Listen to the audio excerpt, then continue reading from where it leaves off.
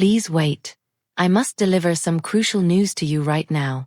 Following the suspension of anime film releases, the Chinese Ministry of National Defense has published an insulting caricature attacking a Japanese Prime Minister, and a full-scale retaliation, including the potential suspension of Panda diplomacy, is rapidly escalating. What is the full scope of this extraordinary situation? And what does the stance of support for Japan shown by Taiwan and the United States signify? If you watch this video until the end, you will understand everything about this diplomatic war and the deep crisis now confronting the anime industry. Hello everyone. This channel is dedicated to providing deep dives into global anime news, but the news we are delivering today transcends the boundaries of mere entertainment, escalating into a serious issue that threatens international politics, diplomacy, and potentially our daily lives.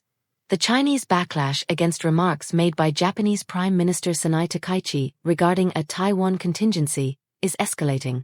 Following the cultural Japan restrictive order, similar to the Hallyu ban on South Korea, which saw anime movie releases halted and box office revenue plummet, the Chinese military nucleus, the Ministry of National Defense, has taken an unprecedented and extremely provocative action. This is not just a passing news item. It represents the grim reality that Japanese cultural content is being held as a political hostage by China. We will now deeply analyze the long and profound shadow this diplomatic tension could cast over Japan's anime business and economy. First, let's look at the shocking details of this action. The unprecedented caricature post by the Chinese Ministry of National Defense and its deep rationale. Let's begin with the most shocking news. The Chinese Ministry of National Defense is posting multiple videos and still images satirizing Prime Minister Takaichi on its official X, formerly Twitter account. This is not just a casual expression of opinion. We must understand that it is an extremely unusual and serious situation for the military organ of one country, the Ministry of National Defense, to insult the leader of another country, especially by employing dangerous motifs such as bombs and fire. One of the posted images included a video clip of a woman resembling Prime Minister Takaichi holding a bomb and falling from a boat, and another image depicted a sinister ghost behind a woman resembling Takaichi setting a fire. There was even an image of Takaichi sitting on explosives and lighting a match, which is extremely aggressive. The posts were accompanied by the strong message, "Those who play with fire will eventually get burned," serving as a direct protest and threat against Takaichi's statement in the Diet that a Taiwan contingency could become an existential crisis for Japan. This statement drew a line recognizing a Taiwan contingency as a vital survival threat to Japan's security, which is perceived by China as a highly unwelcome deep intervention into the Taiwan issue. The publication of such propaganda by a military entity on an international platform is an inflammatory approach that goes beyond previous Chinese diplomatic norms, aiming to project a hardline stance not only to Japan but to the entire international community. The use of this caricature by the military organ is analyzed to be part of the Chinese government's domestic propaganda, going beyond political condemnation. Its goal is to thoroughly vilify Prime Minister Takaichi's remarks and incite nationalistic sentiment among the Chinese public. In fact, there have been 5 protest posts against Prime Minister Takaichi's speech in just 20 days, demonstrating China's strong indignation. It is highly unusual for the Chinese Ministry of National Defense to express such cultural rage, indicating a move toward orchestrating social division in Japan, in addition to traditional economic measures. Furthermore, considering the hashtags and share counts, the videos and images were likely created by renowned Chinese political animators or online influencers, suggesting an attempt to engage Chinese youth and netizens. This can be categorized as a meticulously planned part of the ideological warfare. This propaganda is not limited to images but also takes the form of information manipulation. After the Japan-China Director General level consultations concluded, a cropped image showing what appeared to be Director General Kane Masaroki of the Japanese Ministry of Foreign Affairs Asian and Oceanian Affairs Bureau bowing was widely circulated on Chinese social media. This is a typical cropped propaganda, aimed at giving the Chinese public the false impression that Japanese pressure has succeeded and Japan has yielded. In response, Japanese Foreign Minister Toshimitsu Motegi strongly denied this, emphasizing that Director General Kane firmly countered Japan's position, despite the Chinese Director General having his hands in his pockets. This small piece of information manipulation feeds the outrage in China, potentially spurring further boycotts of Japanese content. Images, being biased information, are strongly retained in people's memories, making this tactic highly effective in current Chinese strategy. The rapid deepening of the Japan restrictive order and its spreading impact on the anime industry. The wave of this political conflict is also affecting the deepening of the Japan restrictive order, Gen Nichi-rei, which is causing great distress to anime fans. As previously reported, the situation includes the postponement of releases for films like Crayon Shin-chan, Fierce Battle, The Scorching Casacabe Dancers and Cells at Work, the movie, and a sharp decline in box office revenue for Demon Slayer. Kimetsu no Yaiba, the Infinity Castle arc. The Chinese side is further intensifying its retaliatory measures. These actions against the anime industry are reminiscent of the Hallyu ban implemented against South Korea from 2016, which generally prohibited K-pop and K-dramas, dealing a significant blow to the Korean economy by cutting off access to the Chinese market. The current Japan restrictive order indicates that the same tactic is being directed at Japanese anime content. China well understands the power of Japan's soft power and is maximizing pressure on the Japanese government by directly targeting anime. Specifically, calls for restraint on travel to Japan and the suspension of Japanese seafood imports have been announced successively.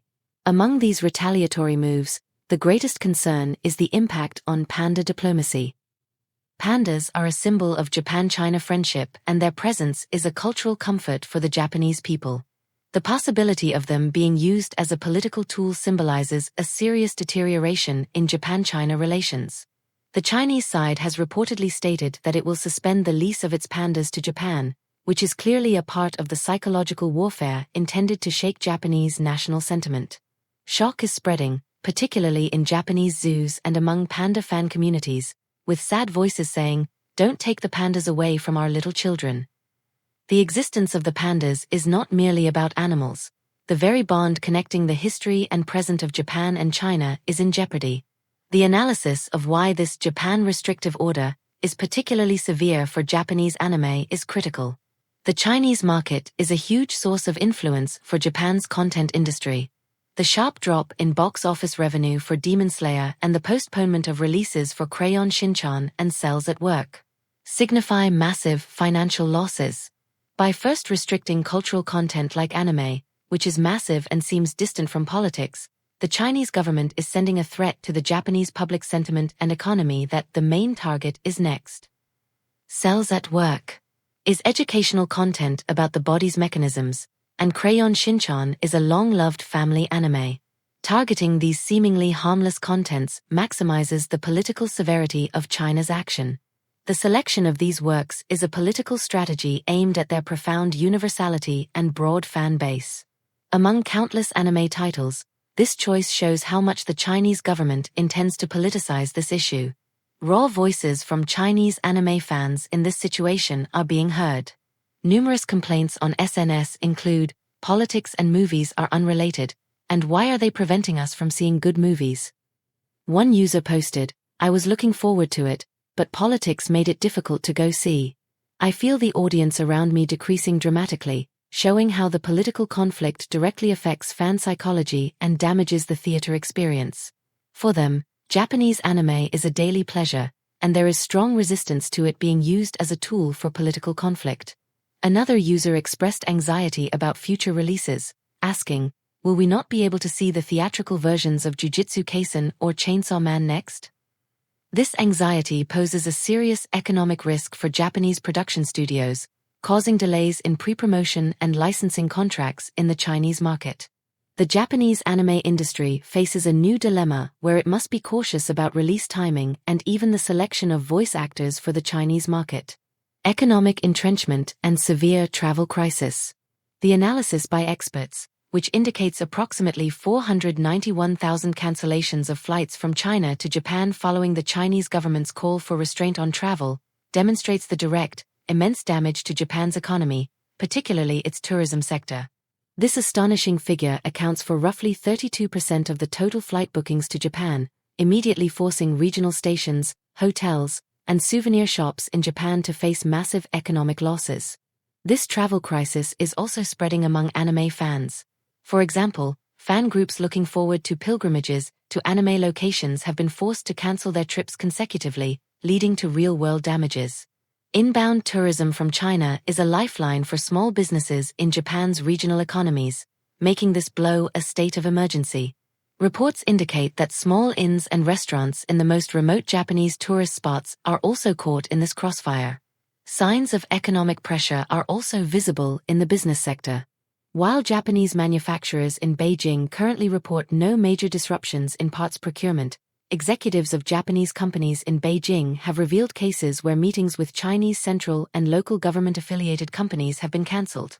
This is a clear sign that the Chinese side intends to extend its retaliatory measures beyond mere cultural restrictions to the core of the economy, particularly in sectors requiring intergovernmental cooperation.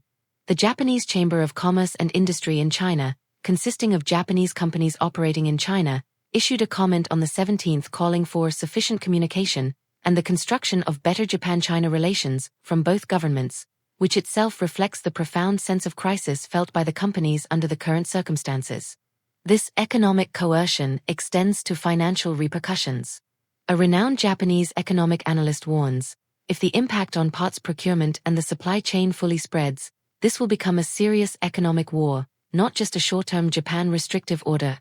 If the cancellation of meetings and travel restraints are prolonged, the damage to the Japanese economy will be immeasurable, with regional tourism and Japanese companies deeply connected to the Chinese government facing precarious management risks. China has highly complex supply chains linked to Japan, and if this retaliation extends to parts procurement in manufacturing, it could inflict a devastating blow not only on Japan but on the entire global economy. Japanese car manufacturers and electronics companies with major production bases in China are watching the situation with extreme tension.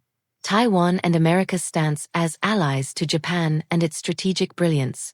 In response to China's hardline restrictive stance, Taiwan and the United States have clearly shown their support for Japan. First, Taiwan. President Lai Ching-te countered the Chinese government's suspension of Japanese seafood imports by posting on SNS, "My lunch today is sushi and miso soup." He specified that it was yellowtail from Kagoshima and scallops from Hokkaido, clearly demonstrating a stance of support for Japan through seafood consumption. This shows solidarity against China's economic coercion and symbolizes the depth of the friendly relations between Taiwan and Japan. This food diplomacy vividly underscores Taiwan's determination to show a cultural alliance against Chinese threats. Support voices from Taiwanese anime fans include, "President Lai's action is wonderful. I love Japanese anime, so I don't want the culture-related economy to lose either." For them, President Lai's action was immediately dubbed the Sushi Summit, serving as an opportunity for the political world to show the will to separate anime and politics. Furthermore, there is information that the Taiwanese central government is considering using Japanese marine products in school lunches at Taiwanese junior and senior high schools, which is a strong commitment to recognizing Japanese culture, not just economic support. And then, the United States. U.S. Ambassador to Japan, Rahm Emanuel, stated, "This is a typical example of Chinese economic coercion. We stand with Prime Minister Takaichi. We stand with the Japanese people."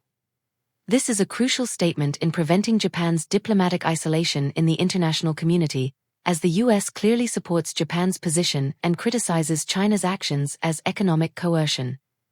This strong support from the U.S. provides significant backing for Japan's diplomacy. Notably, the term economic coercion holds a vital place in U.S. diplomacy, and the fact that it was used indicates the U.S. recognizes that China's retaliation is not just a bilateral issue but an action that violates international diplomatic rules. This unified front will be an obstacle to China's further deepening of its retaliation. The U.S. ambassador's statement has given the Japanese government time and courage to consider countermeasures against the threat. The biggest turning point comes now. The background of China's action is greatly influenced by the perception that Prime Minister Takaichi's reference to the Taiwan issue was seen as a challenge to the core interests of President Xi Jinping, as pointed out by political commentator and former editor-in-chief of the Global Times, Hu Xijin. The Taiwan issue is a core interest that brooks no compromise for the Xi administration, and touching upon it triggers the heaviest retaliation. Hu stated that just as China issued a Hallyu ban to South Korea, it has now issued a Japan restrictive order to Japan. This suggests that China is normalizing economic and cultural countermeasures as a means of achieving political objectives, and Japanese diplomatic and economic circles must constantly factor this new risk into their considerations. If this normalization proceeds, there is a risk that the will of Japanese politicians and the public will be directly linked to appeasing China's sensibilities, thus distorting Japan's decision-making process. Pressure by military means is also intensifying. The announcement of live-fire exercises in the open sea and the patrol flights of Chinese military drones near Yonaguni Island are direct military coercion against Japan. This can be analyzed as a strategy that applies pressure from multiple fronts, not just economic measures, but also by heightening military tensions to force Japan to withdraw its statements. This hybrid tactic of military pressure and cultural restriction is the hallmark of current Chinese diplomacy. The sense of warning regarding Japan's security is deepening. The retaliation against the anime industry has not only exposed the vulnerabilities of Japan's content business but also provided an opportunity to foster solidarity among global anime fans. The Taiwanese president's sushi post and the U.S. ambassador's statement show that the tension surrounding anime is forging cross-border friendships. Anime is no longer just entertainment. It has become a cultural power with influence on the international political stage. New forms of cultural cooperation, such as promoting content exchange among Japan, Taiwan, the US, and other friendly nations, may emerge in response to China's restrictions.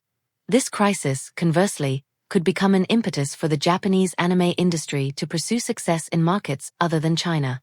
We sincerely hope that the wave of this Japan restrictive order subsides quickly and that Chinese anime fans can once again freely enjoy Japanese anime. And we must continue to support the Japanese anime creators so that they can keep creating wonderful works despite this headwind. Through this channel, we will continue to rapidly and deeply convey the impact of such international issues on the anime world. We are a news channel focused on the latest anime information and analysis. Please give this video a thumbs up. And to avoid missing future changes in the situation and news on wonderful new anime, please subscribe and turn on the notification bell. We eagerly await your passionate comments. The future of anime is now heavily influenced by the diplomatic climate.